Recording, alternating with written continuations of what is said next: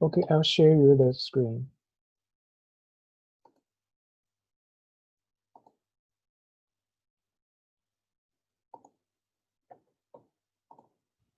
So right now, it's just a test for your to see if your iClicker work or not. So right now in the screen, you should see a question regarding the iClicker, which is also related to the material that we taught last time.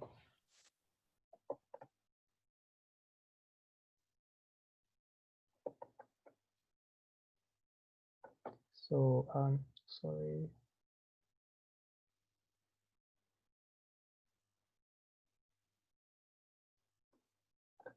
I'll start the polling.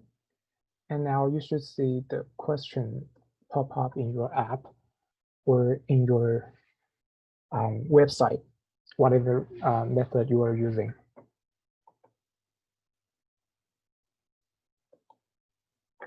Okay, yeah, I think it's a great feature as per we can directly show what's everybody's response.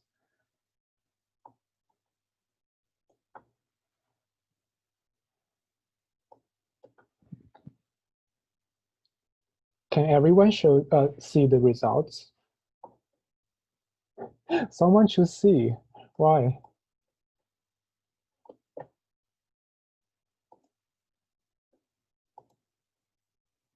Okay, great. Thanks, Jacob. Right, while we just wait for, okay, I think the polling is stopped. So yeah, I'll just try it again to see if someone else wants to join. So just now, majority of the students choose discrete. So this question was asking that, say I'm collecting this A and B information, what type of data that I'm actually collecting about. So remember in the last time, I mentioned that we use tree decisions to make a decision about which type of the data should be. And now, does the data, the value of data is countable? Because right now we only have two categories, either discrete or continuous. So in this case, our data is countable. So there are only two different types. So that's why we should believe that for this type of data, it should belong to the discrete. So continuous one, for the continuous one, we would expect that, for example, I'm collecting your height or collecting your score. So for that type of data, it's continuous. But for now, for this one, it's just multiple choice. We only have two different values. So it's discrete. All right. I guess everybody get it set up. So we will continue.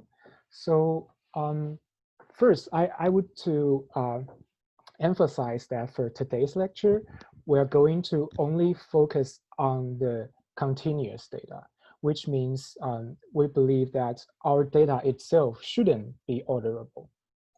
Okay. And before we started our lecture today, I also want to show you kind of warning that because today we're going to see a lot of numerical interpretation. So because of that, there's a lot of mathematical stuff involved. But I want to say that don't be afraid of that, because this course, we're only going to focus on the main idea about how to interpret our results and what's the intuition that we can get from the data. So I won't require you to know how to calculate the specific values, except for very simple one. And also because you guys are in different levels of understanding of the, or I should say, you guys are in different mathematical backgrounds. So some students probably already very familiar with some materials. And in that case, I believe you can regard this as a very good opportunity for you to review this course. And also, I think the point of this lecture is that to help you to get a sense of how to understand or how to get a good intuition about our results. Yes. Sorry, I'm just trying to see if I'm recording the course right now. Where is the? Sorry, I just I'll just stop the. Oh, there's too many things. Probably I should. Yeah, I'm recording this.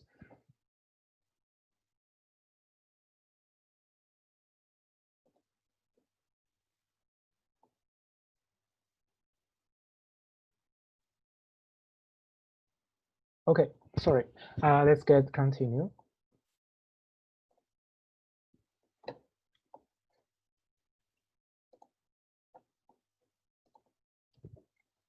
All right, so now let's get started for the lecture.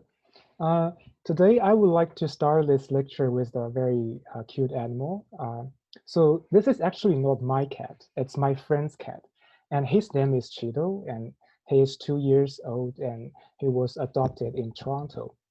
I would say I'm actually more like a dog person than a cat person.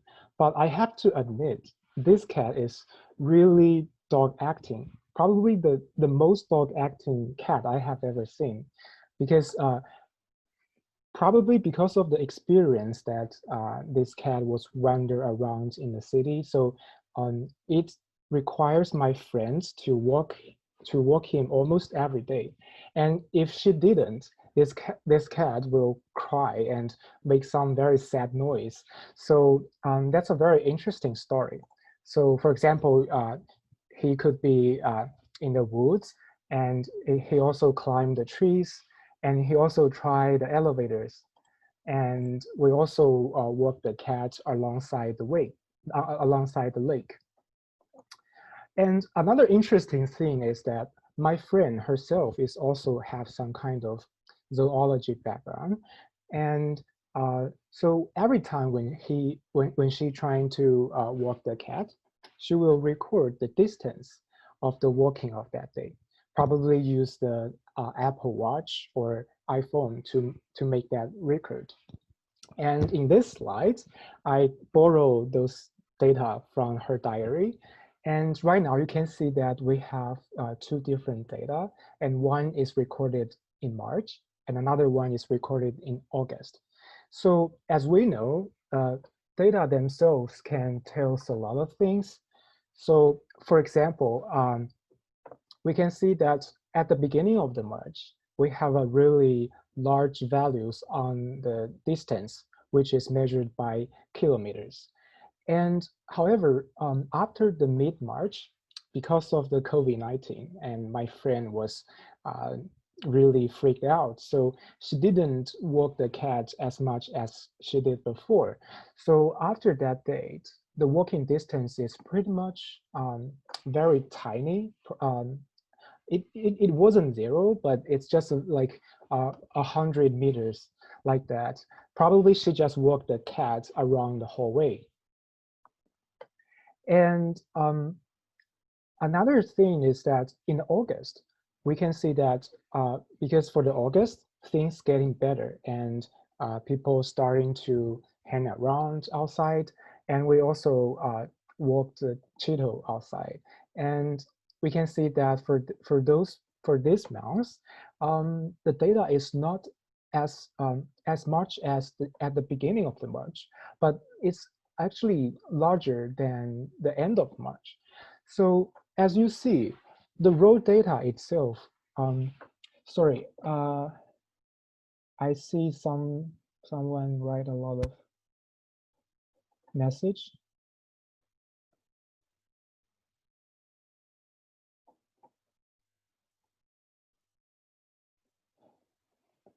So you are not added to the course. Anyway, I'll continue. All right, so as you can see that for the data set itself can tell us a lot of things. For example, it can tell us what's the difference of the distance for the working on each day. But the thing is that for me, because I'm very familiar with the situation, I know what happened during March, and I know what's happening in August. But for a general user, for a general person, how do they understand what's the data represent, and how should we interpret those data? So in that situation, just provide them the raw data is not enough, because it does not tell rich information, and it does not. We need to abstract the useful information from those data sets. And that's the whole point of our lecture today. That is, we are going to abstract using several useful measures to help you understand and also interpret our results.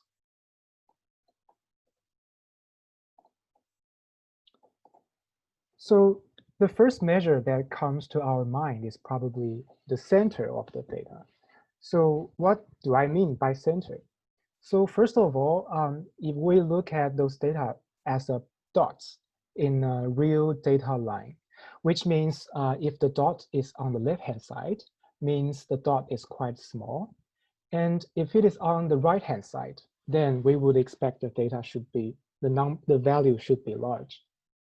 So the question right now is that, can we find a representative number or representative value to represent the whole bunch of data set?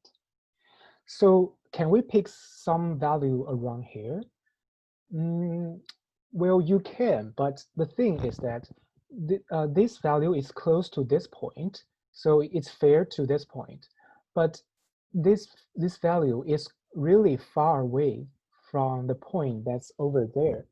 So which means if you choose this point as the representative, if you imagine each point as a person, then this dot will be very happy, but this dot will be very unhappy, because this dot does not really satisfy or represent the meaning that this dot's trying to present. So what we do is we're trying to compromise, and instead of choosing some dots elsewhere, we choose a dot that in the middle of our data set. And the point of choosing the center is that it's fair to everyone. Say for this one, if we measure the distance of the center to each dot, we would expect that the distance, if we sum them up, the sum of the distance should be minimized over all of the other choices. So that's the whole point of measuring the center. And this center also provides us the information about what is the average of those data sets. So in terms of the average, I guess the first things that pop up your mind could be the mean, right? Because in the real life, when we talk about average, we just refers to mean. And as I think you already know that mean is calculated as the sum of all of the values divided by the number of the values we have. For example, in the Cheetos example, for March, we have 9 data points, right? And if we sum them up, we get 9. And so the mean will be given by the ratio of these two sums. As for August, if we sum all of the distance, we would get 9.7. And now we see this 9.7 is greater than 9, but it's not unfair because we have an extra observation on August. So that's why we have a larger sum than the March. But if we divide it by the number of the values, we could see that the average or the mean is actually 0.97. So in that case, if we consider the average, the distance on August is actually shorter than the distance of the March. So when we talk about mean, some people might criticize that because for the mean, we pick a value that is close to everyone. But the thing is that As we can see just now, both this 1 kilometers and 0.97 kilometers, both of them are not belongs to our data set, right? So some people might criticize that, how can you choose some virtual value or choose some value that not belongs to the data set to serve as the representative as our data set? So because of that concern, there is a second measure called median. So which is basically the middle number of our whole data set. So in order to compute the median, we first need to sort our data set from minimum to maximum. So after sorted that, we can figure out our median from our data set. And for the March, because it is an odd number, because the observation is 9, so the median will be very simple because it's directly getting by the middle part. Sorry, there's a typo. It shouldn't be 0.5, but should be 0.2 in this situation. But for the even number, for example, for the August, we have 10 observations, right? And in this case, we would expect that the median should given by the average of the middle two data points, which is the average of this 0.6 and 1.2. So in terms of the median, we can see that when we talk about median, the distance of August is actually larger than the distance in the March, which is kind of a different conclusion as we have in the mean, where we get the mean of the March is greater than the mean of the August.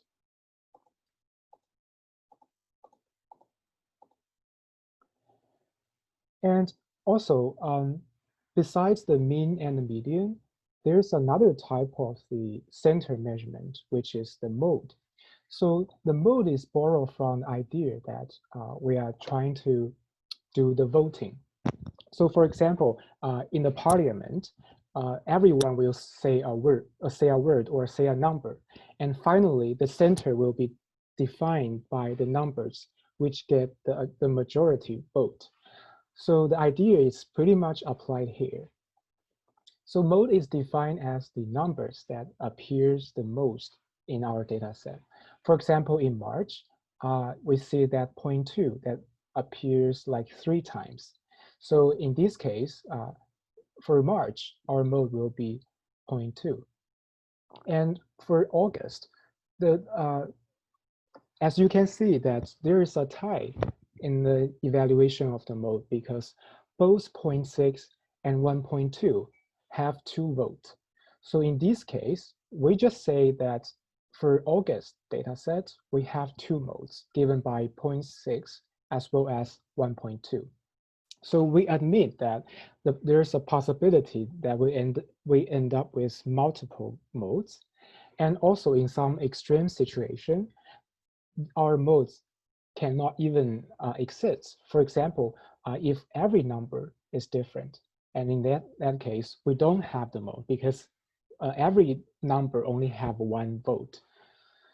So the mode is trying to give you a sense that how our data sets is clustered at some point. But for mode, that is actually not a real center. It's just telling you that from the data point of view, on each location, which location has the majority representative to our data set.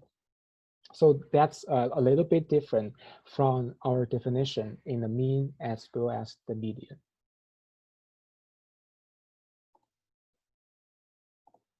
All right, so far, any question about the mean, median, and mode?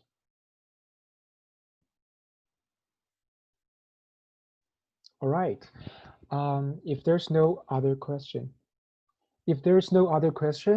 I'm going to move from another side. So far, we only talk about the center, right? We use the median, we use the mean and the mode to describe where the center of our data set is. Now, let's go to another extreme, that we are talk about the value which is extremely far away from our center. And these values are called outliers. So as you can see that in the Cheetos dataset, in March, basically we compute that the mean is around 1, and our median is also 0.2.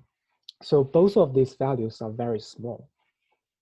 However, in this data set, we have 2, 2.6, and 3.1.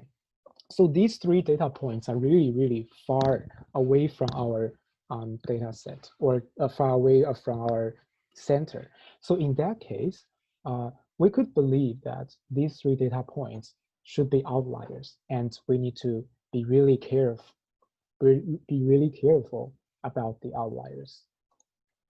So the next question is actually that, all right, so right now I got a question about the mode. So do we need to sort the mode to find a cluster? So although in this slide, I do sort the data, but when we're trying to find modes, it doesn't matter to sort data because we just find the numbers that appears the most. So the order doesn't matter. But the order only matters in the median because in order to find the middle point or the middle number, we have to have every data being ordered.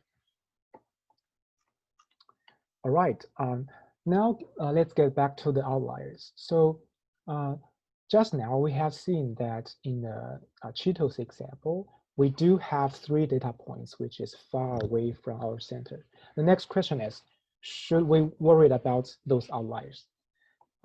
Does anybody have any idea? You can unmute yourself and just share your ideas.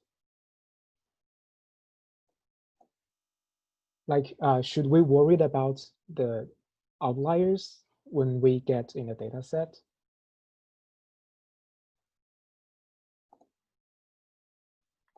Yeah, I think we should, because it's still part of the data. Sorry, Jenna, can you say Yeah. it again? I think we do still worry about them because they're still like important parts of the data. Yeah, that's right. So they might also skew the values. Like it might make the average higher or lower. Oliva, I can hear very clearly about what your answer.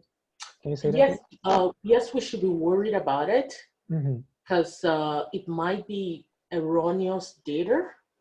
Mm-hmm.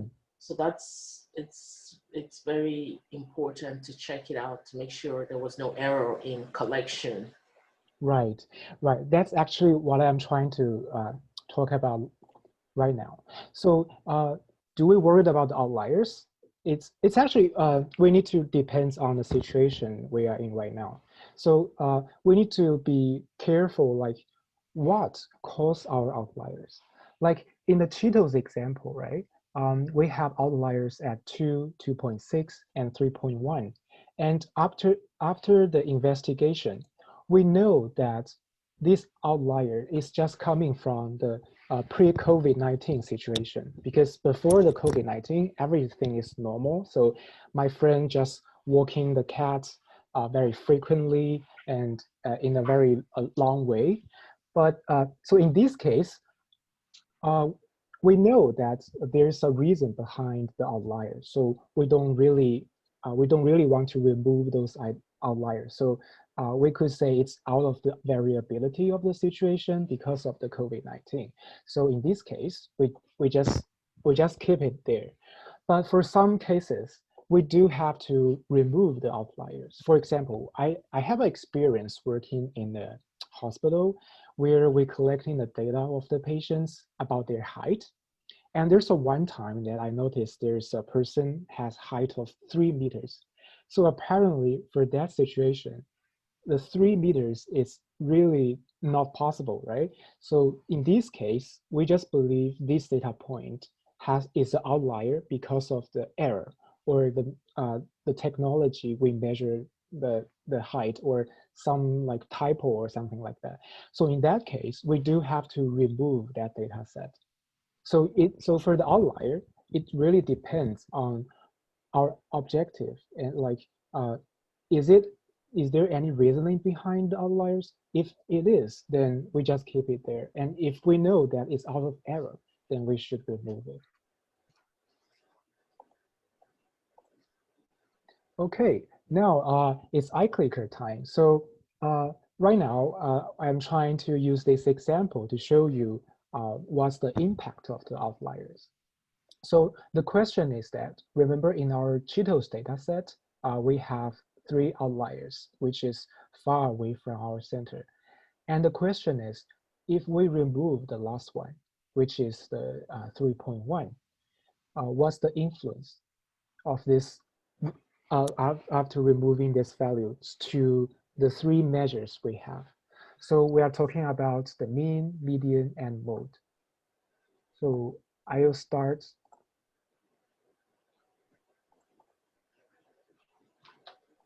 collecting the answer.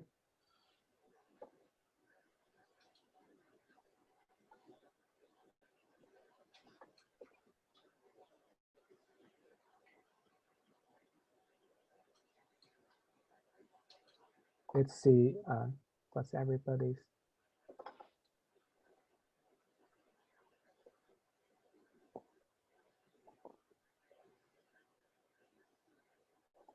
Okay, I'll just give you another 20 seconds.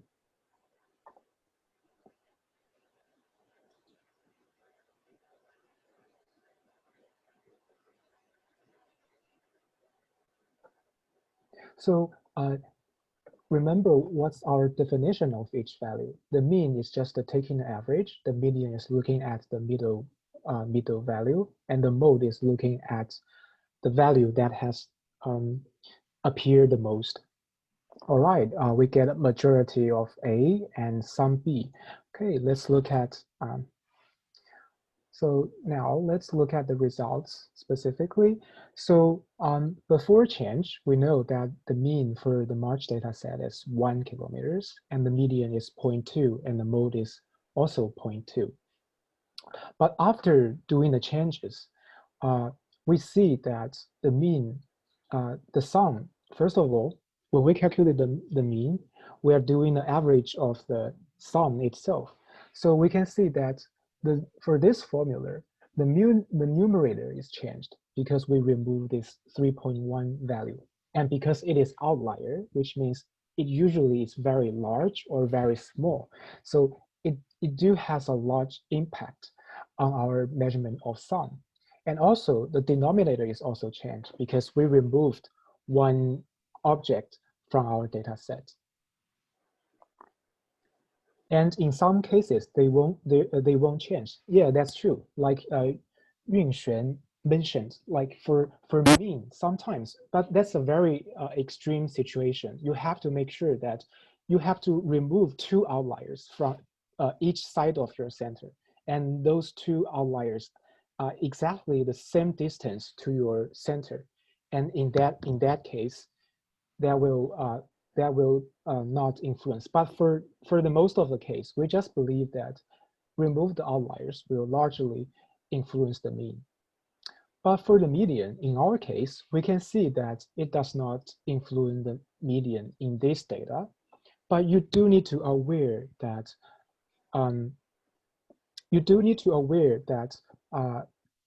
when we remove the outlier, the number of the data is different. So originally, we have 9 data points, which is the odd number, right? But after remove the outlier, now we only get 8 number. So in that case, it's an even number. So in this case, the way we calculate the median is different because for the even number, we need to calculate the average in the middle 2 points. So theoretically, the median could change. But in this situation, in this data, we're just very lucky that our median does not change. And for the mode, I would say for the most of the case, it won't change because for the mode, since it is already the mode, which means there's a lot of data located at that mode point. And usually for that case, the mode shouldn't be outliers. So we wouldn't remove remove any value close to the mode. So just for a summary, in the previous example, we see that our mean will be largely influenced by removing or introducing the outliers. And the median, on the other hand, it depends. Like we do aware that the way we calculate the mean is different because the mean, the odd and the even property for the numbers is different. And for the mode, for the most of the case, we just assume it does not affect at all, except for very, very extreme case, like what I mentioned here. Like we have 0.1, 0.2, 0.3, 0.4, 0.5, and we get 2 extra 9. And in this case, the 9 will be our mode. Okay? So if we remove these 2 outliers, our mode does change. So after remove them, we don't even have a mode, right? So removal of the outliers affects mean the most, then median somewhat, and then it won't affect the mode. That's right. So that statement is coming from Ji Hong, and yes, that's right. So probably in the assessment, there could be some question asking you about like if we remove the outliers in a sequence, what's the influence of the results? So this is, I guess, this couple of slides will help you to get a good intuition about what's the influence when we considering the outliers. So just now we talked about the center, and in the previous example, in the Cheeto data, we have seen that for the mean, the March is greater than August. But for median, it's the other way around. So in fact, there is a reasoning behind that, although you cannot tell it directly from the center. So the reasoning is actually behind another characteristics, which is the shape of our data. So to describe the shape of our data, we have to use some graphical tools to help us to visualize our data set. Otherwise, we don't really understand what's the shape of our data just according to our raw data set. So first, we will start with 2 axes, the x-axis and the y-axis. And for this example, I'm going to divide the distance because, so this is the data collecting from the August of the walking distance for the cat. Because we see that the smallest one is like 0.1, the largest one is 2.0. So in this case, I'll just divide them into 5 regions. But you can divide it into 4 or 3 or 6. It's totally fine. It's really subjective measure. So in this case, I just consider 5 for convenience. So after dividing the distance into the 5 region, now let's look at each data point separately. So for 1.2, which category should it belong to? And when we classify the data, we usually, for the intervals, we usually include the right-hand side, but we exclude the left-hand side. So in this case, the 1.2, this data set will be lies between this interval because we include the right-hand side. And for another one, for 2.0, with the same principle, because we include the right-hand side, so we just place this data point into this region. And similarly, for 0.5, we place it here, and 0.1 belongs to this region, and we have 0.6 and another 0.6, and 0.3 belongs to this one, and another 1.2 over here, and our first 1.5 and our first 1.7. So basically, we place each data point to the region that we just classified. And of course, by this placement, our y-axis will be the measuring of the count. So in our data set, because our data set is so small, so we only have 3 different levels, just 1, 2, 3 counts. And for a lot of times, we are not really care about the counts, but instead we're looking at the frequency. And in that case, we're going to divide those numbers by the total number of the observations, or the total number of the digits. So in that case, we have 10 numbers here, right? So we just divide it by 10. And in this case, our y-axis becomes the measurement of relative the frequency. So after changing the count to the relative frequency, we can see that the shape does not change at all, because the shape is still the same. The only difference is how we interpret the results. Like originally, for the count, our intercept for our interpret for example, for this bar would be the data point belongs to bigger than 0.4 and smaller than 0.8 should be 3. And there is only one data point located between 1.2 and 1.6. So we are looking at the absolute values. But if we scale it by the total numbers, which is 10, we are talking about frequency. So right now, the new interpretation will be like the data between these two numbers should makes up with 30%, and only 10% of the data located between 1.2 and 1.6. So basically, changing from count to the relative frequency, the shape itself doesn't change at all. The only thing that changes is how we interpret our data set. So now there's a question which says, do you have intervals in x-axis, or are they all just single numbers, and each values on axis represents the next group? I guess I'm still trying to understand your question. So are you asking that, so what do you mean by do we have intervals in the axis? Can you elaborate your question?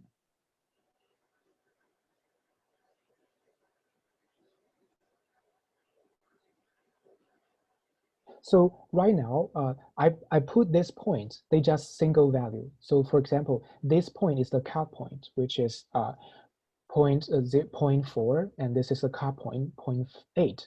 So these cut points will divide our space into different intervals. So they are intervals. So these are the intervals from 0 to 0.4, and this is the intervals from 0.4 to 0.8. So we just cut our data into different intervals. So they are not just a single value. We are looking at intervals. So for histograms, you have to cut your data set into intervals, because right now we only have 0.6 have two numbers, right? For the other numbers, oh, and also 0.2, we have 1.2. But for the other numbers, they only appear once. So if you consider as a single data point, then the histogram just does not make sense. So we do have to consider intervals for the histograms.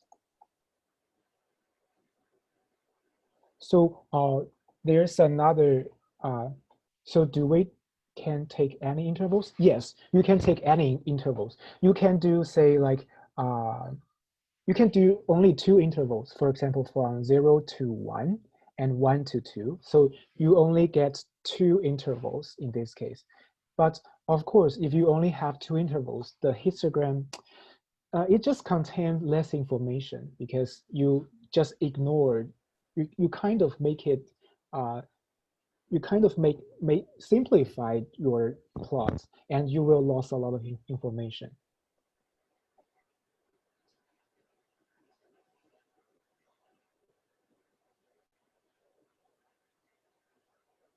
Can I explain why we divided y-axis?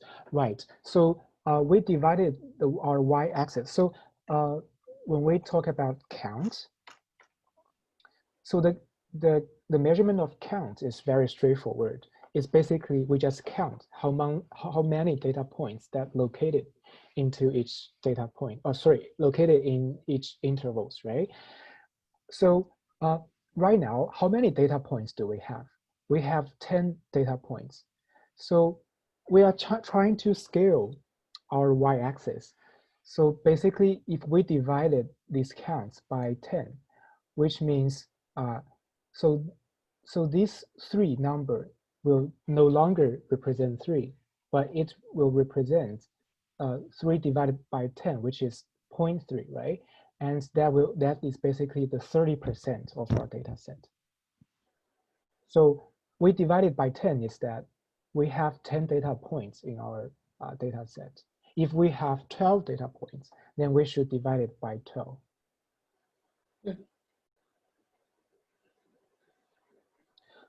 Yeah, I agree with the statement from, I'm not sure whether I pronounce it correctly or not, the Vikash. So the cut point itself is very, very objective. So you can do any type of cut point, but you do need to make sure that the cut point themselves should be equal, which means you can say like I put 0 to 1 and 1 to 1.6 and 1.6 to 3, 1.6 to 2. So you have to make sure the cut points are evenly distributed in your x-axis. Otherwise, the histogram is not comparable. All right, any other questions? Or confusion? So do you get why we divided by 10 right now when we calculate the relative frequency? So remember, when we talk about frequency, the meaning of the frequency is that what's the percentage of something happened in our data set, right? So for the frequency, we are looking at the percentage. So that's why to calculate the percentage, you need to divide it by the number of the data set we have, because this is a count, right? Is this because there are 10 numbers?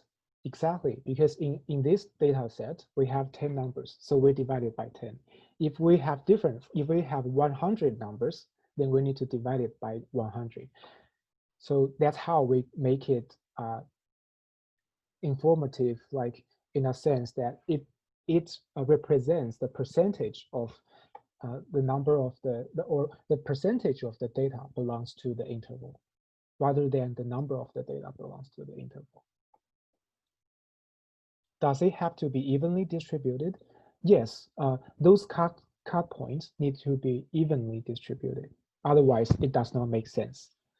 And there's a question regarding why it's called histogram. That's a very good question. I'm not quite sure, although I have a lot of times plotting a histogram. Maybe we can Google it to see why it got this kind of name.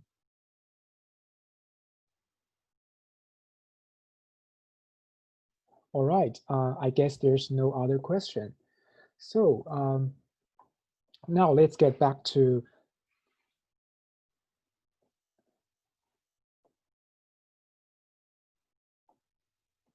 okay, there's a couple of few follow-up questions, sorry. So firstly, can you give us an example, like how we interpret the data with relative frequency? So when we translate our count into relative frequency, so right now, for example, if we look at this bar, for this bar, the y-axis is 0.3 because we divided by 10. So 0.3 is 30%, right? So this represents that what's the percentage of the data located in this region in our data set. So if we interpret it from the frequency point of view, then we would say the 30% of the data located in this region, and only 1% of the data, 10% of the data located between 1.2 and 1.6. So basically, that's how we interpret after changing the count into the relative frequency. So let's get back to the histogram of our Cheetos example. So for the March, we can see that after plotting the data into the histogram, we have a better visualization of how our data sets has been distributed. We can see that there's a lot of data set clustered in very small numbers. That's because after the COVID-19, my friend just barely walked the Cheeto. And we do have several large data points, which we already discussed that we have concern that these 3 data points could be outlier. And for the August, on the other hand, it seems the value is quite even, right? We didn't expect there's huge clustering of the data set, except that for this part, we have a tiny clustering on this point. But since the difference is only 1 count, so we don't really consider it as a large clusters. So in this case, we can say that we can get a lot of information from histogram about the data from the Cheetos example. All right, now comes to the another iClicker time. So before you choose the answer, I want to explain what this plot is. So this plot is taken from the COVID-19 data. And so basically the y-axis is the count of the number of the infected cases. And the x-axis are the date. So which means, for example, this one means on the date August 20, we have over 400 individuals that get infected. So that's basically how this plot is. So the question is this plot a histogram or not? So you can use the iClicker to answer.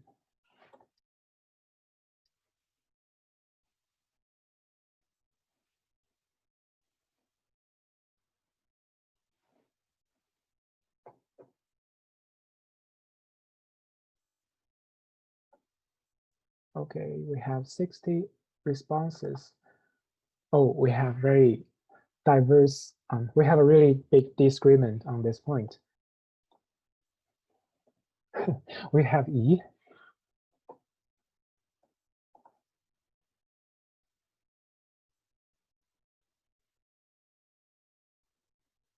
So who select E?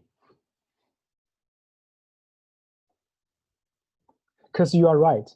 So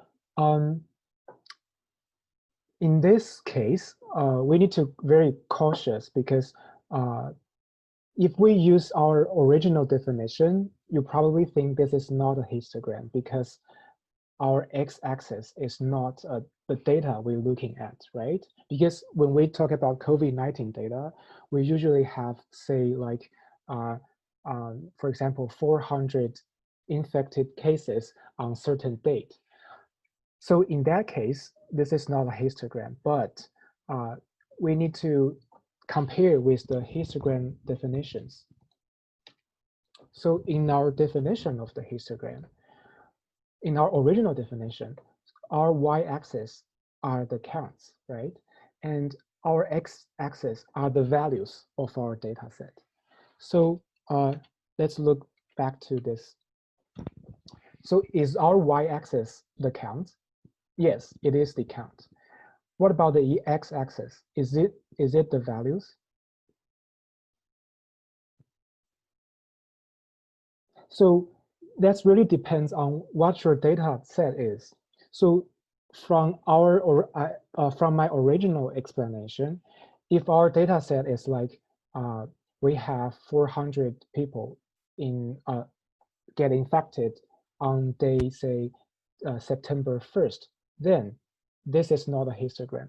But what about this case?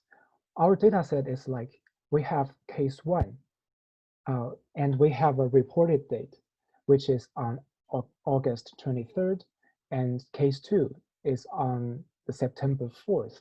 And in this case, our x-axis is our data points, is our data value. The only difference is that for this case, our x-axis are discrete.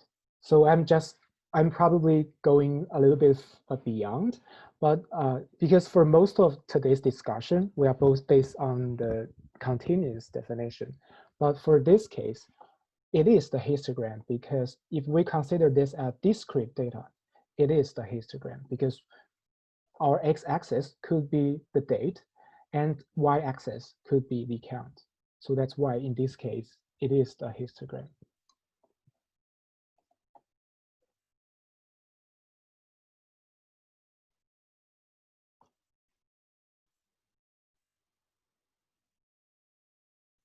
So in this case, it is not a continuous data. It is a discrete data. So that's why we can say it is a histogram.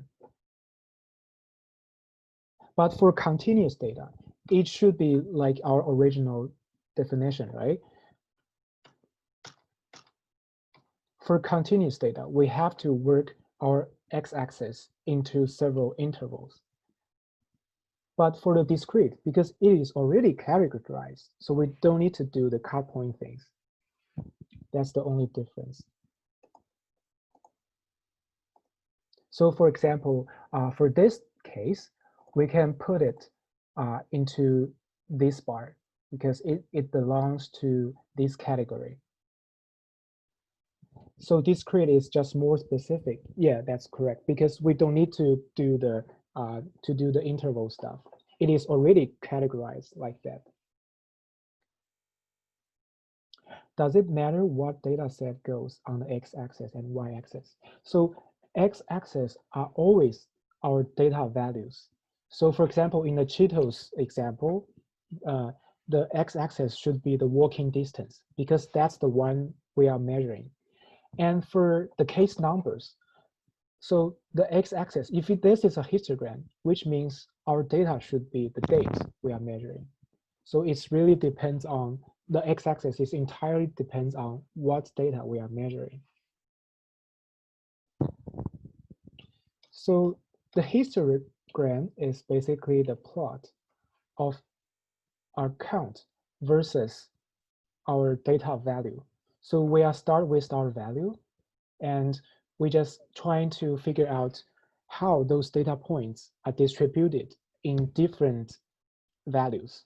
So that's why we define the histogram as the count versus distance in our Cheetos data.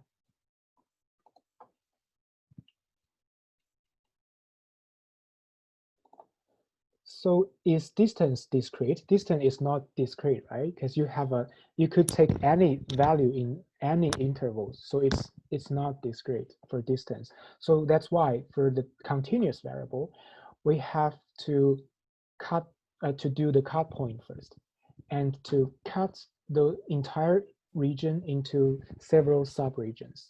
And we're going to classify each data point into each regions.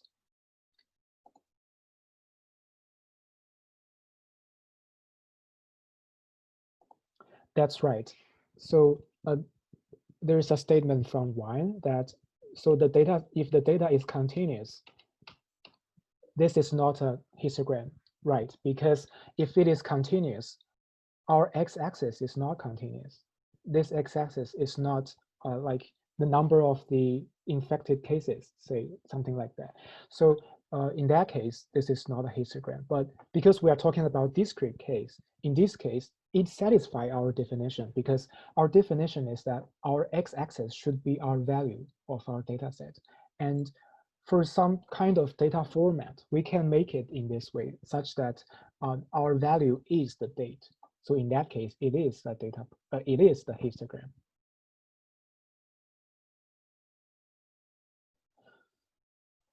So there's a question. So do you round the continuous data into discrete data for the purpose of putting into histogram? Yes, exactly. So remember, when we're trying to classify or do the histogram of our Cheetos data, we do, firstly, the data set itself is continuous because it can take any value. But then we need to summarize those values into different categories by put them into different intervals. So we need to make it discrete first. And another question following that, do you need all the data before you make a histogram? Is that why the case count isn't a histogram? Oh, that's actually a very good point. So I didn't thought about this point before, but I think it's a very good point. So when we talk about a histogram, we do need to put all of the data we collected into the plot. So for this one, we just put, because all of our data set is range from 0 to 3.5. So these data are all contained in this histogram information. So for this one, if you believe that there's some other data that is not included, then I won't say it's not a histogram, because by definition it is still a histogram, but it's a flawed histogram because it does not contain the full information, because we ignore some measurements, say before, which is the, say, August 10. So in that case, it is not a proper histogram, but it's a flawed histogram, I would say. So by putting it into intervals, you're making it discrete. Yes, that's a very good question. So originally, let's look at our data set. Okay, so our data set is like 1.2 and 2.0. So it's a measurement of the distance. It could take any value, right? It could be any value between 0 to, say, infinity. So in that case, it is continuous because there is no such a way you can count how many possible distance we could have. So before we plot the histogram, we do need to cut them into the intervals. And by cut them into intervals, we are actually classify those data points. So which means in these data points, we only have 5 classes. The first class is the value that is smaller than 0.4. And the second class is the value between 0.4 and 0.8. And there's other value, another class, which is between 0.8 and 1.2. So basically, that's how we make our data set become discrete.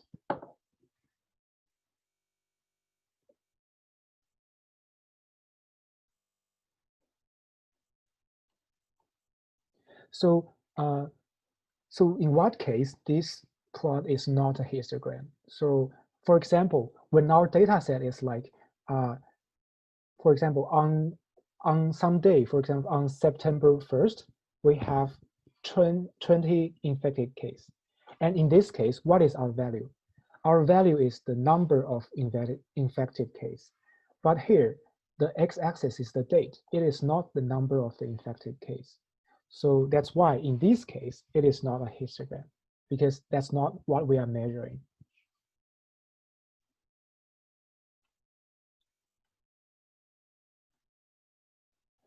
Okay, since time is limit, I guess I have to move forward. But if you do have the question, we can talk about after the lecture end. Okay, so after you get a sense of what histogram is, that histogram is basically using plots to show us where our data is clustered and how are they distributed in the different values. So there's a lot of different way that we can describe the shape of our distribution. So the first type of the measure is the symmetry. So when we define the symmetry, we basically put a middle point in our distribution. And after put the middle point, we compare that what's the distribution like on the left-hand side and on the right-hand side, whether they are in the exact mirror images. So for example, are two very typical symmetry distributions. The first one is the bell-shaped distribution. So we expect a spike in the middle and it decays after we increase or we decrease the data set. So in this case, if we put a mirror in the middle, so we can see that mostly the one side recovers the shape on the other side. So in this case, it is symmetry. So in the real data applications, we never expect that the two sides should behave exactly the same. So that's why, although there's a tiny discrepancy between two sides, but we still consider it as symmetry. And another type of the symmetric distribution is the uniform distribution. So for example, when you roll a dice, and if you count each dice value you obtain, you will probably end up with this type of shape that for each value, you have the same probability to obtain that. And again, if you put a mirror in the middle, and on each side, the value pretty much have the same shape. And in this case, we also have some discrepancy, right? Because it's quite small here, but it's quite high over here. But we just consider it's acceptable, unless it's a really huge difference. So in this case, we can distinguish symmetric distribution from the so-called the asymmetric distribution. So the symmetric distribution has a very nice property, which is the mean of our distribution will be exactly the same as our median. But considering there could be some discrepancy, so we usually believe that for the symmetric, we just say the mean is very close to our median. So back to the Cheetos example, we can see that if we put a mirror in the middle, is this a symmetric or not? It is not, right? Because we can see that on each side, the distribution is really different because we observe a spike around the zero, but there's no spike accordingly on the right-hand side. And for the August data set, if we put a mirror in the middle, we pretty much think we could believe it is symmetric because the difference of this point and this point is only one count. The difference is so small that there could be some variability over there. So in this case, we can just accept it is symmetry. So any questions so far?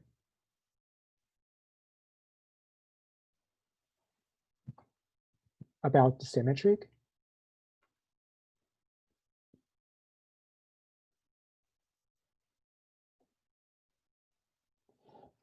Yeah, so symmetric, when we describe our data set, we cannot expect our data set is exactly symmetric. Like, for example, in our August, this value, which is around 0.5, so this value have count 3, and its according value is this 1.5, right? And it is just 1. So the difference is just 1. The difference is so small that we probably can consider it as symmetry. Another reason to do that is our sample size here is very, very small. So we would expect that there's a lot of variability. So we do have a larger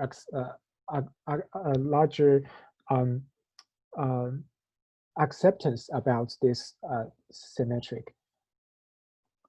So the symmetric is for the x value. No, the symmetric is for the shape, for the y values.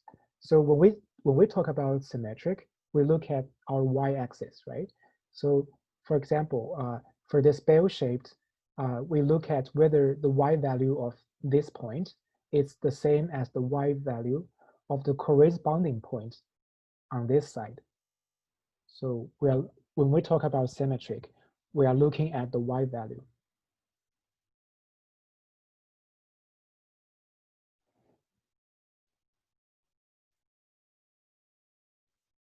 So here's a tricky question. So if it does not need to be perfect, like the example I mentioned, how do we determine if the shape is symmetric or not?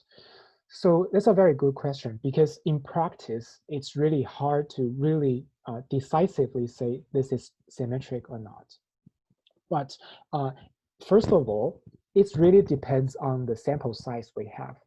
If we have smaller sample size, say in our example, in the Cheetos example, we only have, in the March, we only have 10 data points, and we only have 9 data points. And in August, we only have 10 data points. So the number of the data here is very, very small. So we accept that there's a discrepancy. But if our sample size is large enough, like say we have 1,000 data points, then we should believe that the discrepancy should be very small to be accepted. Because when we have a large sample size, we are more sure about the shape of our data set. Because 10 data points, we just unsure about what is really the shape, because the sample size is so small. Are they the real shape, or they just the small sample out of our larger sample?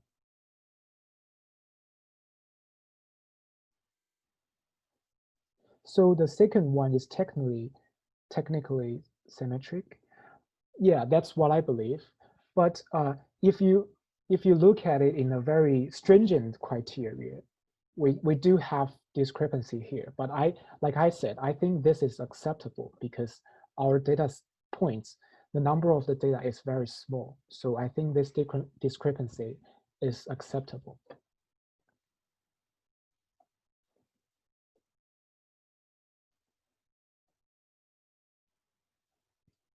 So question is, please explain the symmetry of distance again.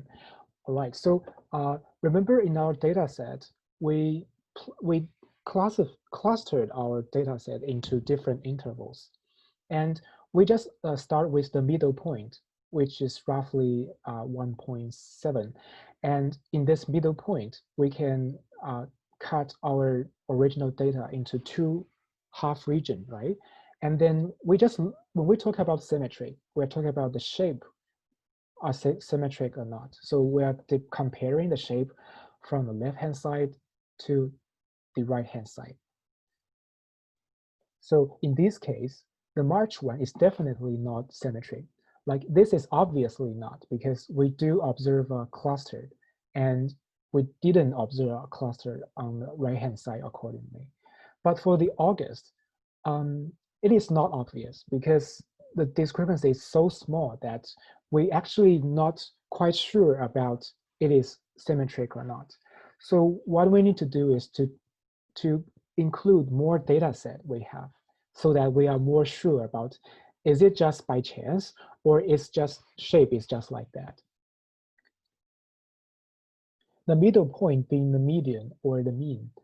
The middle point should be the middle, the right in the middle of your range. Or I would say the middle point should be somewhere, like, for example, this example, our range is 0 to 2, right? So the middle point should be 1. It has nothing to do with mean or median. That's completely different things.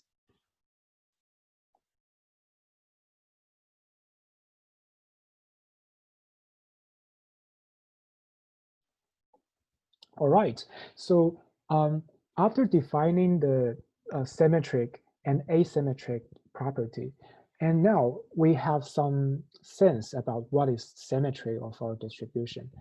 Then for asymmetric data, what does they look like?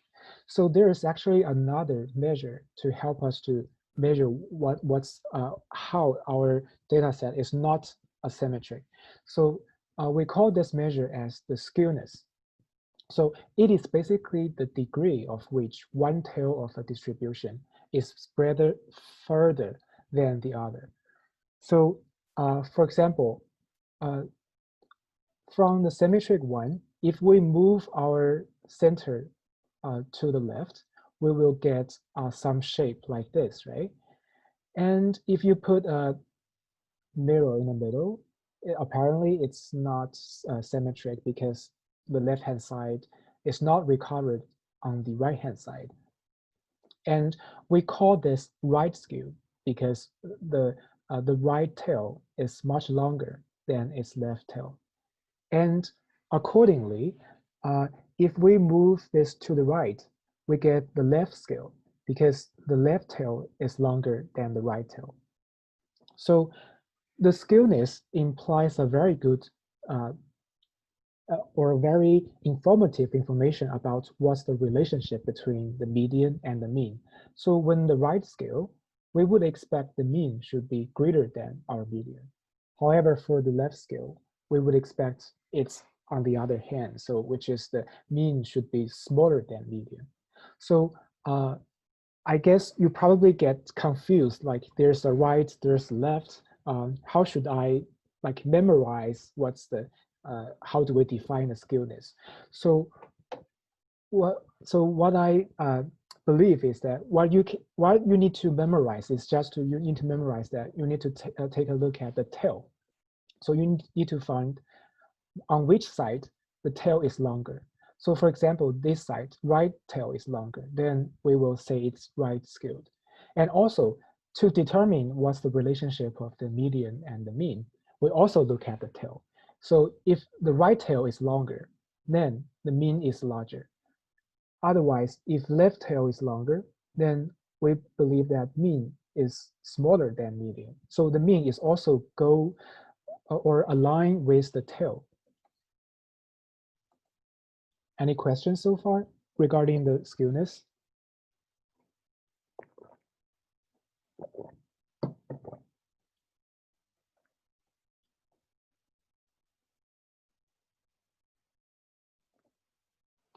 So how can we see from the graph that the mean is larger or smaller than the median? Okay, so what remember when we define the median and the mean, right? For the median, it's the middle number. So for the middle number, we would expect the number of the the number of the data below the median and the number of the data after the median should be the same, right? So in this case, the median is on the left-hand side of the mean because we believe this region should be equals to this region. And the mean, so it's actually really hard to directly tell from where is the exactly place of the mean and median. So these plots just help you to understand what's the relationship between the mean and median. So another thing you need to remember is that the mean is really influenced by the outliers, right? So if we have really large number on the right, we can imagine these large numbers will draw the mean from the center to the right. So that's why the mean should be greater than median in these plots. But it's really, I do admit that it's really hard to tell exactly where is the mean is because you don't have the data, exact data. You have to tell it from your data. Okay. Now, that's another activity. So right now you can see there's 4 different histograms. And the question is, which of the following histogram has a mean is less than the median? I'll give you several seconds to think about it.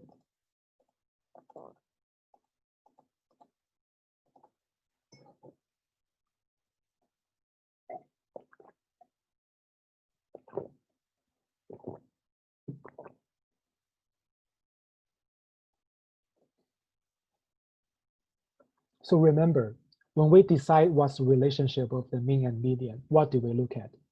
We'll look at the tail. So for this one, you just compare what's the difference of the tail on both sides.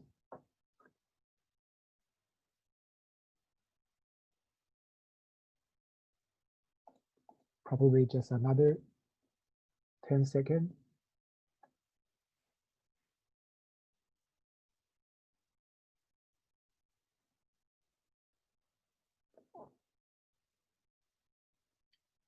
Okay. now we have some B and we have majority in D. All right, so remember just now I have said when we decide which to compare the mean and median, we are looking at the tail. So we can draw lines to help us to, right. So we draw a line on each histogram to help us to describe the shape of the data. So for example, in B, the right tail is larger, right? Which means, remember, there's the large numbers will draw our means to the right, but our median is not so influenced by the large value or the outliers. So our mean won't be drawn like that. So in this case, for B, we would expect that the mean should be greater than our median. And A and C, they are almost symmetric. So in this case, we just consider the mean and medians to be the same. But for D, it's more obvious because we have a really long tail on the left, right? So in this case, our mean will be drawn by the very extreme values on the left. So it will be drawn from to the left, and the median will just stay there. So that's why for D, we would expect that mean is less than the median. Does that make sense? So I guess, so why do I say that A is symmetric? So because for this one, when we say symmetric or not, we usually to consider it is very obvious or not. So for example, for A, although we admit that there could be some discrepancy, like if we put a middle mirror in here and there's some discrepancy, but it's pretty much acceptable because the difference is not so huge. Because in the real data set, we do observe variation. So we do have to accept certain discrepancy. But for B and D, the asymmetric is really obvious, right? Because when you put in the middle, the left-hand side is very obviously different from the right-hand side because we have a spike on the left, but we don't expect the same spike on the right.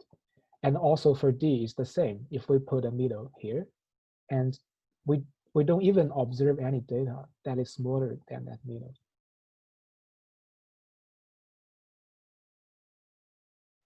So how do you draw a tail? This is coming from like what's the shape of this histogram, right? Because for this one, you can see what's the trend of how this data changed. Because like we start from a huge spike over here, and we gradually getting down to a small measurement when we increase our values. And here, we start from nothing and we gradually increase our counts. So it's like you kind of extrapolate the information according to the histogram by drawing a line.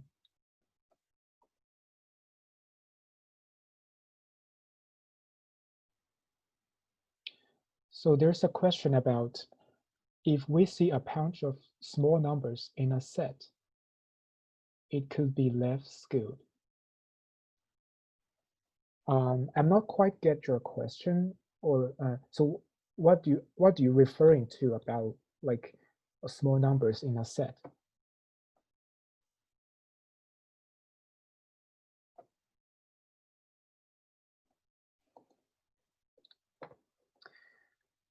So I guess now you can use the tail to help you to distinguish what's the relationship between the mean and median.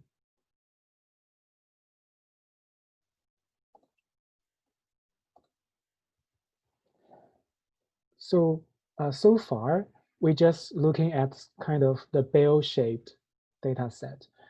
But for a lot of times that we do observe that our the shapeout data could have multiple bounds or multiple spikes. So there's another measurement, which is called the modality or modality. So which is the number of the prominent peaks in our distribution. So for the majority of the distribution, it will behave like this unimodal. But for some distribution, we could expect there's multiple spike. So we call it, if there's 2 spike, we will call it bimodal. If it is more than 2 spike, we will call it multimodal. So the shape is pretty much like that. And back to our Cheetos data. So are they unimodal or bimodal or multimodal? So like we did before when we deciding the symmetry and the skewness, we first draw a line, right? So for the data in the March, it is pretty much behave like this. We have a spike in the first, and then it's gradually going down. If you're trying to make this data looks more smooth. And similarly, for the August, if you accept that it is this discrepancy is acceptable, then you will pretty much get this even or uniform distribution. So in the first case, it is unimodal. And in this case, we don't even observe any spike. So it is also a unimodal. But as I said, it is really depends on like your sample size.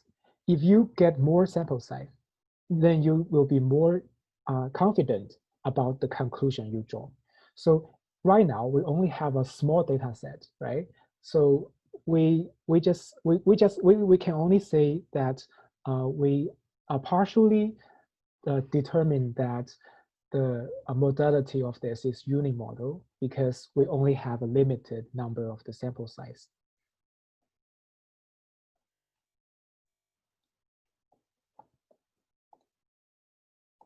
However, if we have more data set, we could have a different story. For example, remember in the Cheetos example, we have 3 different data points, which is collect before the COVID-19 spread, right? And the remaining data are coming from the data after the COVID-19. So in theory, we do expect there is actually a 2 distribution, right? There's one distribution of collecting before the COVID-19, and there's a distribution after the COVID-19. So if we keep recruiting the data, if we like say we recruit the data every day instead of now and then we would expect there could be another spike over here. So what I mean here is that you should be really careful when you're doing interpretations. As for example, in this data set, because our sample size is so limited, so we have to be sure, or we have to be careful the words we are using.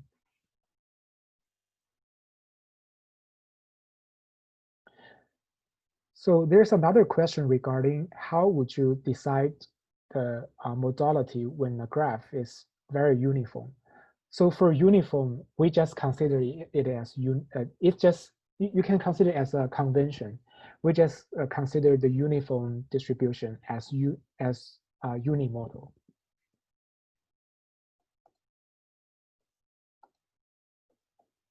And similarly for the August data, if we keep recruiting our data set, we probably end up with this type of shape.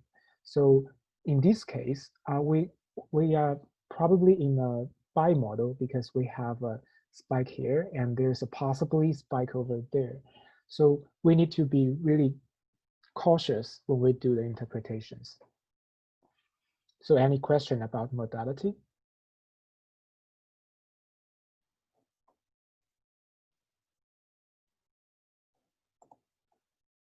So since our sample size is so small, so what we could do is we can just merge two data sets together. So for example, we merge the March data and the August data together. and we plot the histogram again. Right now, we have more data set. So since we have more data set, we are more sure that there could be a bimodal thing because there is another spike over here and there's a spike in the tiny region. So I guess the take home message is that when you interpret those shape characteristics, you should be very careful about the sample size. And basically, the more sample you have, the more sure or the more confident you are when drawing the conclusions. So as we have more data set right now, we are more confident to believe that our data set should follow certain bimodal distribution.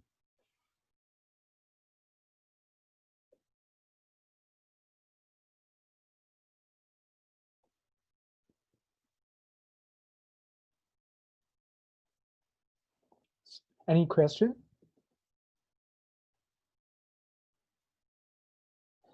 So is this one bimodal? Which one? Are you referring to this data set? For this data set, we can say it's bimodal because we have a spike here and we have another spike over here.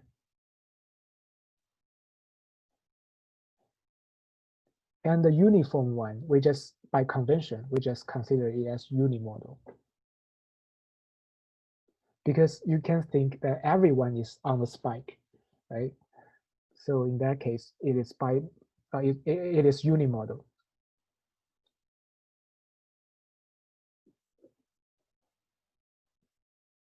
Any other question?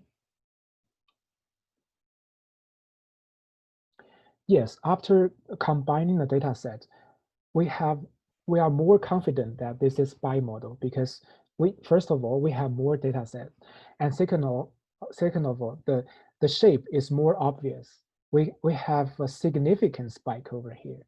So after combining the data set, now the combined data, we are more sure that it's a bimodal distribution. And in the original one, we are not so sure because our sample size is so small. We could consider it as a uniform, or it could be this kind of bimodal thing.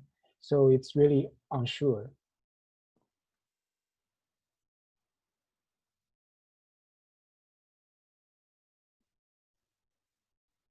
Any other question? If there is no other question, let's take a 10 minutes break here. And we will come back at 3:10.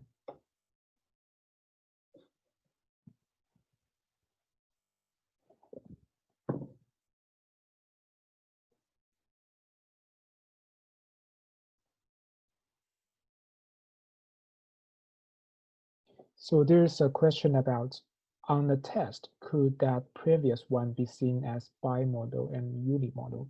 I guess you are referring to these two plots. And on the test, trust me, in the test, we won't see such kind of small sample size distribution. In the test, we have a huge sample size. And in that case, when the distribution of the shape of the data should be very obvious instead of so inaccurate.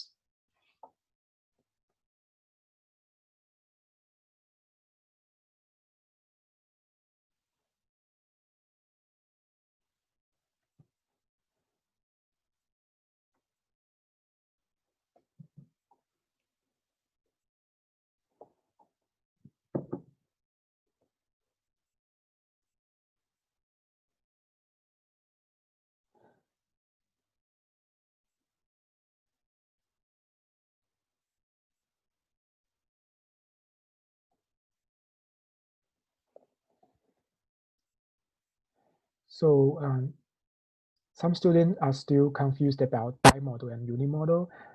So to determine the modality, we're just looking at how many spikes we have in the distribution.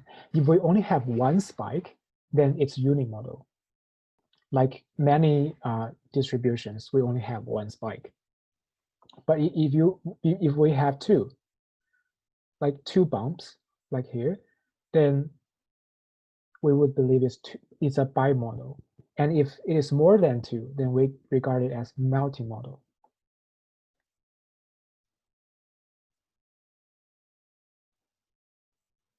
So basically, we just count how many spikes are there.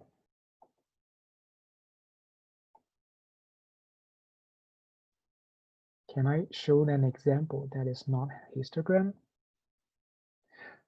So in this example, it is a histogram because our x-axis reflects our data set.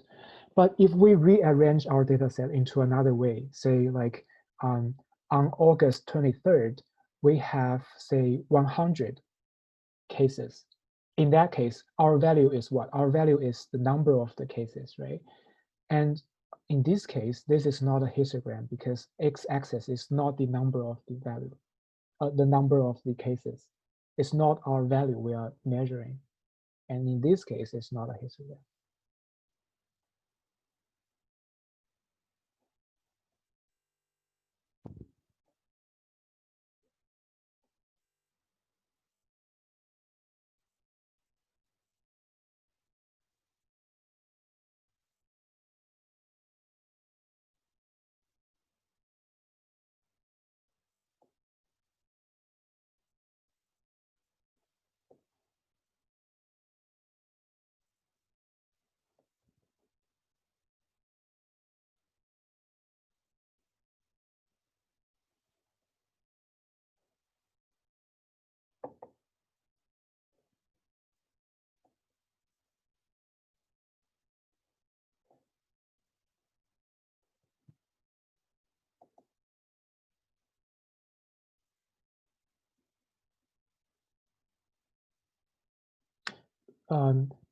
So the following question for the example just now that, so in the example I mentioned just now, it does not represent the data set properly. So that's why it's not a histogram.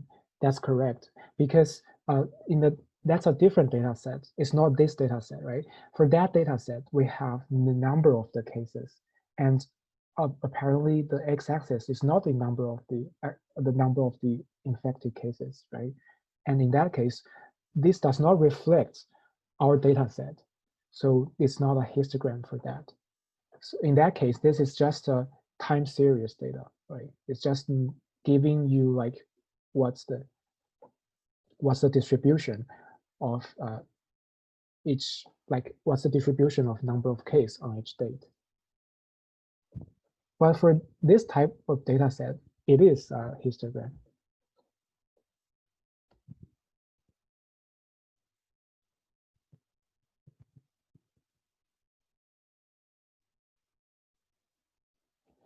Oh, right. So there's some question about midterm. Yeah, so the midterm date is being set. So it's on, let me see, it's on the Thursday. I guess it's, oh, so it's August 8th. So our midterm will, as I said, it start from, I guess I will write you a more specific instruction about how that would take, but we will have a very long interval, and you can take any 15-minute interval between those long intervals, and so that you can have a very flexible time to do your midterm.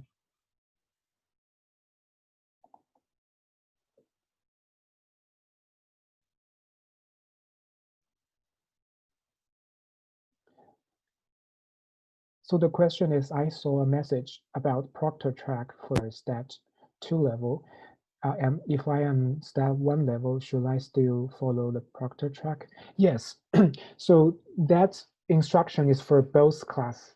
Yeah. So because in this course we don't really distinguish the 1 level student with 2 level student because the material are the same, the assignment are the same, and the assessment are the same. So we don't really see any difference between those two groups. So any announcement applies to the 2 level courses will also applies to the 1 level students.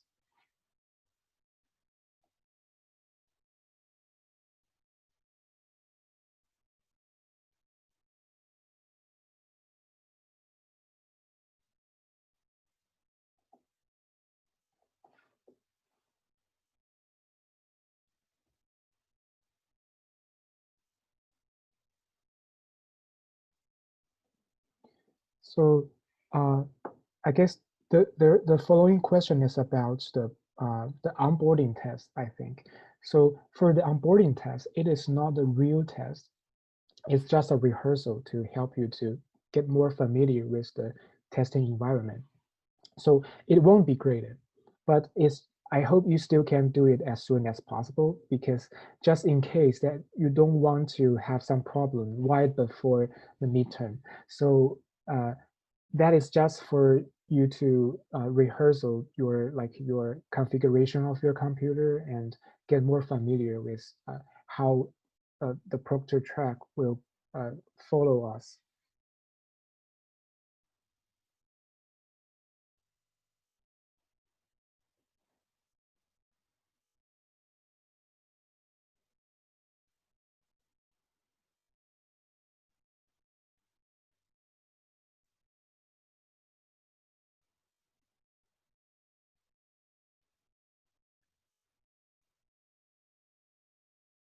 How do you measure the mean, median, and left wing and right wing?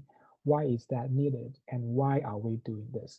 So as I said, the raw data set is really hard to do the comparison because it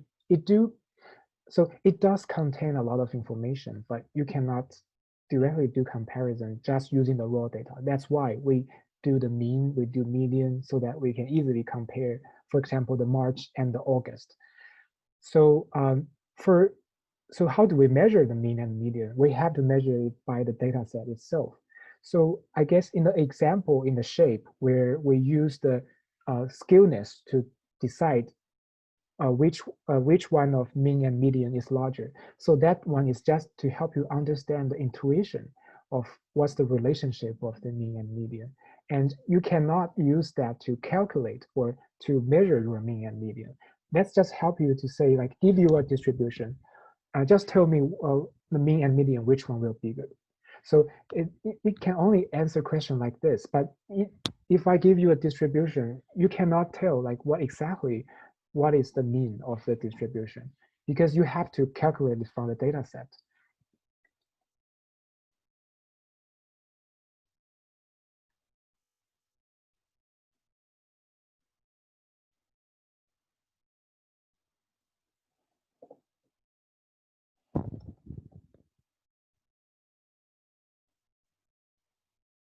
So the COVID-19, that histogram, that is the histogram, because we can summarize into this form of data set. So it is a histogram. I'm just trying to give you I just trying to explain why some students think it's not a histogram, because they believe that the x-axis, they are thinking about another type of data. So that's why they believe that the x-axis is not according with that type of the data. So in that case, that is not a histogram. But for this one, if we consider the discrete case, it is the histogram.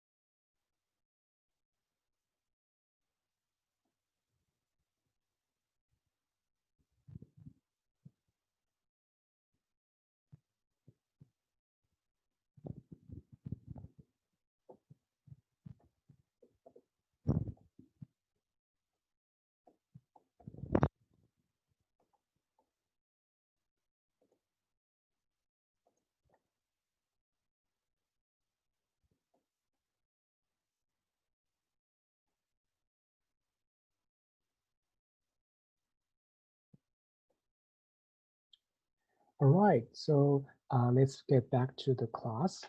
So far, we have discussed the two different aspects for measuring the shape and the center of our data. But I guess those two direction probably is not enough, because, for example, here is the situation. For example, you win a prize, but you are not directly get the money, but instead you are going to roll a dice, and there's two different plans. And for plan A, if the die show an odd number, you will get $300. Otherwise, you only get 100. But for plan B, if you get odd number, you will get $500. But otherwise, you will lose $100. So there's two different ways to get the money. So the question is, which plan would you choose? So in the reality, if we compute the mean of these two plans, the mean of the two plans is actually the same, right? So for the both plans, the mean is 200. But we never consider these two plans as the same thing, because we would expect that for plan B, there's more risk, that because you probably lose money, although you also likely to earn more money. So to distinguish these two different type of the scenario, we use the spread to describe our data set.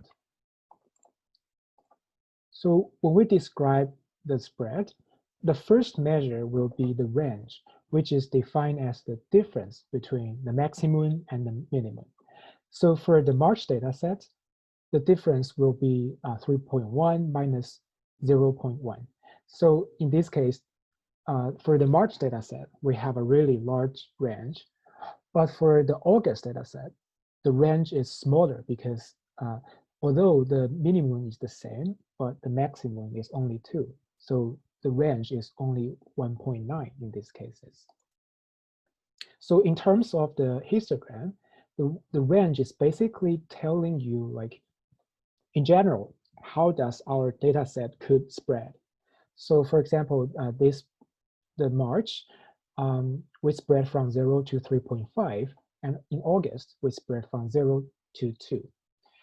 But as you can see, the measurement of range has a problem, that although we are measuring how the data set spread, but we just ignore the clusters. Like in the March, we just treat this cluster and in this part to be the same.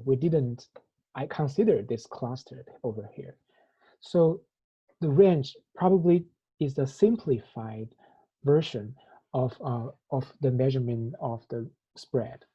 So if we want to take into account of this clustering in this, for example, in the 0, in this case, we will introduce another measure, which is called the variance and the standard error. So again, let's get back to the example when we're treating each number as a dot. So how do we define variance? So if we measure the distance of each dot to our center, and we will get, for example, if we have 5 data points and we get the center, and now we can obtain 5 distance, right? And then when we calculate the variance, we're going to square those distance. And we will divide it by the number of the values we have, because we have 5 values. And this mean does not count because that's what we calculated. So here we have 5 numbers, and we will divide 5 numbers and minus 1. So here we minus 1 because it has a better mathematical reasoning. And I guess on the current stage, you don't need to understand why we need to add 1. We need to minus 1, but you just treat it as the convention when we compute the variance. So in the using the variance, we can describe how spread out our data set is. If our data set is is spread further away from our center, we would expect the variance is also larger because the distance between the data points to the center will be enlarged, right?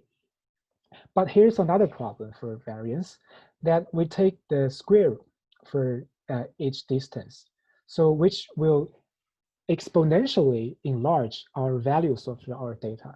So due to that concern, we introduce another way to measure the spread, which is the standard error. So for the standard error, we're just going, since we already take a square, right? So we just move it back. So we take a square root in the compute value of the variance. And now we got this standard error. So standard error is another measurement, but the standard error, the good thing for standard error that is it will not be exploded, because if you take square, your value could be largely enlarged. Is standard error equivalent to standard deviation? Correct. So in some contexts, or I think they are exactly equivalent. It's just for some, like, I guess for sampling point of view, they prefer to talk about standard deviation. But for statistician in general, they usually talk about standard error. But they both refers to the same thing. So coming back to the Cheetos example, here I'm trying to use Excel to show you how I compute the variance, but the computation for the variance is not required for this class. So first of all, as I show you in the figure, we first figure out the distance of each point to the center, right? And we figure out the distance. So this is the value, and then we figure out the distance of that value to the mean. And then we take the square, and we divide it by the number of the value minus 1. So in this case, the variance is 1.46. So in this case, we can see that the scale is pretty much not different to our original scale. But if you consider another unit, say the meters, you can see that the scale is largely enlarged because we have a square over here. And for the standard error, we just take a square root of the variance we obtained, which gives 1.21. And again, if you transform into the meters, so basically the scale of this will pretty much similar to the scale we have. Like this is 3,000 meters. So they are in the similar scale, but you can see that the variance is largely enlarged the scale. So the last iClicker question for today. Now use your intuition to tell me which histogram has a larger variance. I guess that's a very straightforward question, right? You just look at the distance for each data point to the center.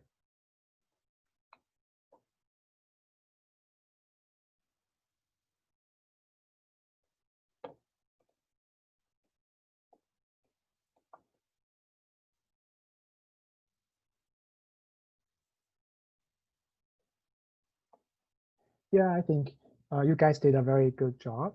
So the answer is, yeah, the blue one, because you can see that for the red one, we don't have any data set lies above, say, 150 and below, say, 40, right? But for blue one, we do observe a lot of large numbers over here and small numbers over there. So you can see that those numbers has a really larger distance than the numbers in the red dots. So that's why we would expect that for the blue one, it will have a larger variance. So these plots basically show you that what's the relationship of the variance and how our distribution spreads. So if we have a larger variance, then we should have an intuition that the distribution should be more flat and should be spread wider. So that's the intuition that we should get from this example. Okay, so that's pretty much the content today.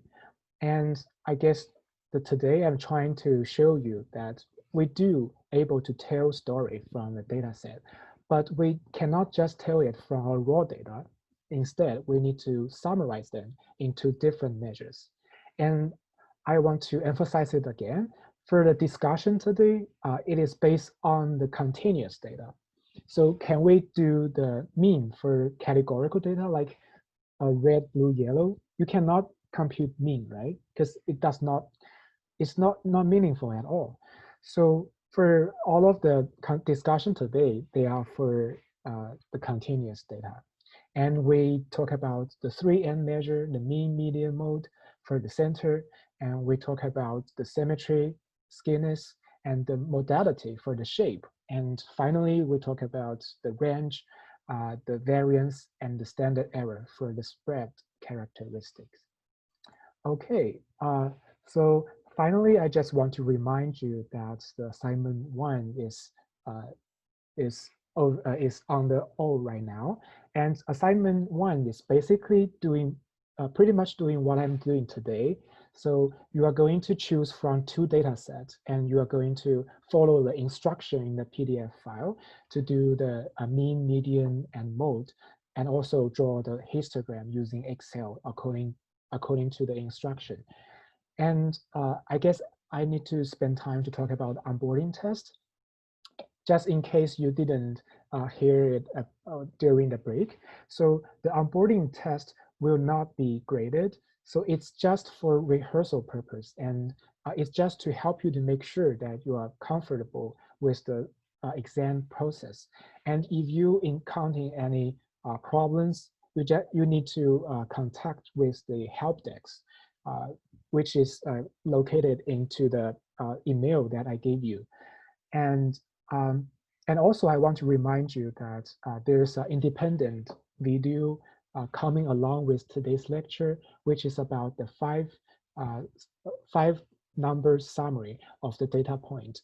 And it's probably 10 minutes long, and I hope you can watch the video after you finish today's lecture. And there is a quiz, very small quiz, probably 2 questions, and very simple question come along with the video. So yeah, that's pretty much the lecture today. And like the last time, you are good to go, and I'll stay here for any question.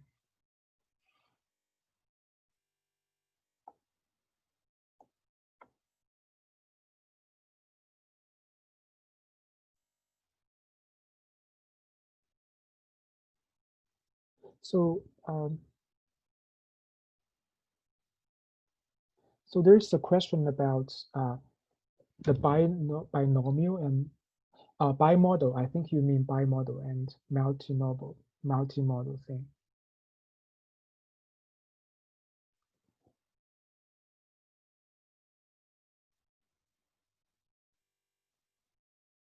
So there's a question about the concepts, probably from the last lecture. So yeah, is categorical data and the discrete data are the same? Yeah, they are exactly the same. And the quantitative data are the same with the continuous data. They are the same thing.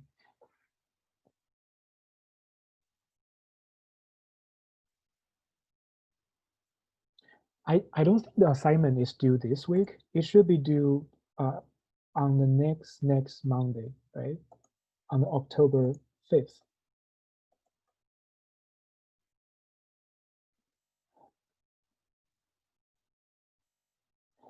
So the midterm will be on the October 8th. And like I said, I'll send you a more informative email about that. But in case you want to know it, it will be, you can take it in any 50 interval within a larger 8 hours intervals. But that interval is probably start, I don't remember the exact time, but I will send you in the email. I think it start at 8:30 and end around 5. So you can do the text anytime around this time. Is the assignment posted? Yes, you can check it in the assignment tab on all.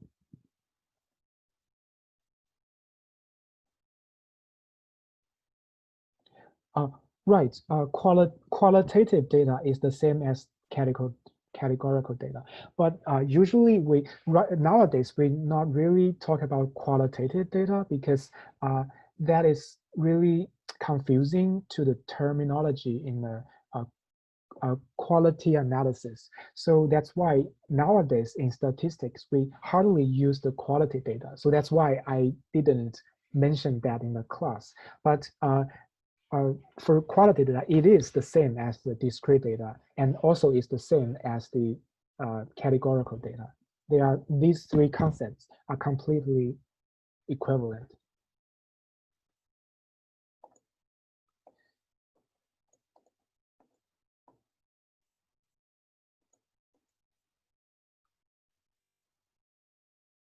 Where can I find the test for the past 3 years?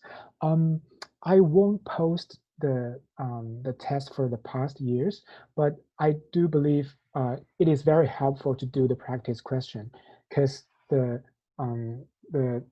question on the midterms will be very similar to your practice question.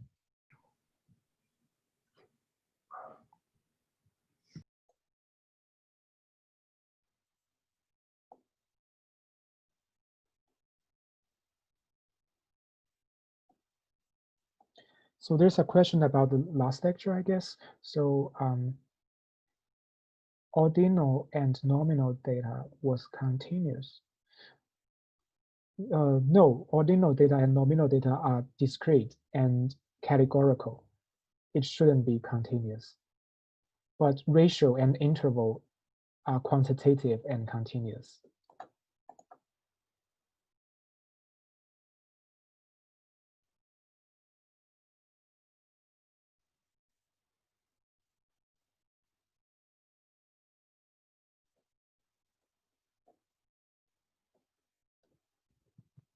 All right, so I guess that's pretty much for today. I hope you have a better understanding of the lecture today, and I'll see you the next week. Bye-bye, everyone.